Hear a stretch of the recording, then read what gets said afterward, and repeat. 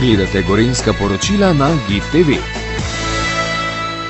Festival Penin v organizaciji Turističnega združenja Portorož je na praznični dan 26. decembra v kristalno dvorano hotela Kempinski Palace Portorož privabil številne obiskovalce, ki so uživali v pokušini peničjih vin. Na izbiro je bilo več kot 100 penin in šampanjcev iz 40 kleti. 9. edicija festivala, ki se je kot prvi tovrstni dogodek v Sloveniji pričel že leta 2012, je dokazala, da je zanimanje za penine še vedno izjemno. Zopet se udeležujete festivala, penin radi pridete? Vsekakor. To je dodatek praznikom, ki jih imamo tle pred sabo in za nami. In kaj posebnega letos predstavljate?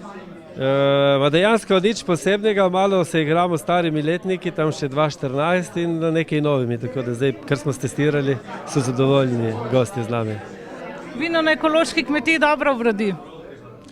Ja, če gremo na letošnji letnik, odličen letnik, smo zadovoljni.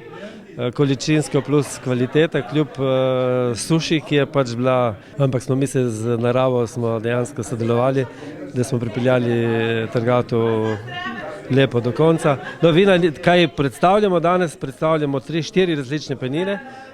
Penina Malvazija, sveža 21-letnik, penina Zorjena, letnik 2014, Refošk 2014, pa eno rozdej penino 19. Tako da za vsakega nekaj. In predano rečemo na zdravje, je čas še za novoletne želje? Je nič res, vsem želim vse dobro v naslednjem letu, predvsem zdravja, miru in veselja in da se bomo imeli lepo. Kako je na letošnjih peninah v Portorožu? Mislim, da smo vsi srečni, da smo se lahko vrnili spet v tako lepo družbo, v tak lep ambient, tako da mehurčki so in, penine so sigurno in, tako da uživamo. Posestvo Klenar se predstavlja s čim? Mi imamo danes na voljo 2 različni penini, ena je roze, druga pa bela, obe so klasične metode.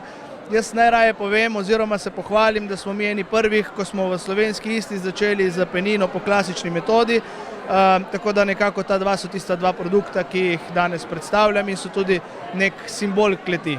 Pa seveda tudi, da bo dobro vreme, da bodo vaša vina zopet med najboljšimi. Tako, ampak glede na to, da smo v Istri doma, nam sonce sigurno ne predstavlja nekih težav, tako da imamo sončna vina, včasih si pa kakšen dan mogoče več dežja želimo. Ker je tak poseben čas, je čas za lepe želje. Kakšne so vaše?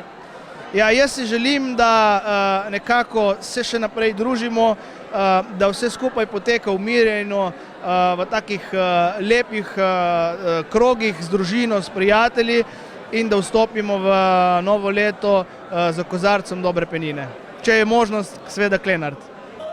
Zmagovalne mehurčke so v parku pred hotelom razglasili slovenski vitezi vina skupaj s podžupanjo občine Piran Barbaro Imenšek, magistrom Aleksandrom Valentinom, Ingrid Mahnič in vinsko kraljico slovenske Istre Niko Glavina.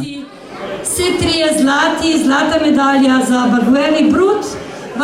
Za najpenino Portoroža 2022 se je potegovalo 23 peninčarjev skupno 48 vzorci penin.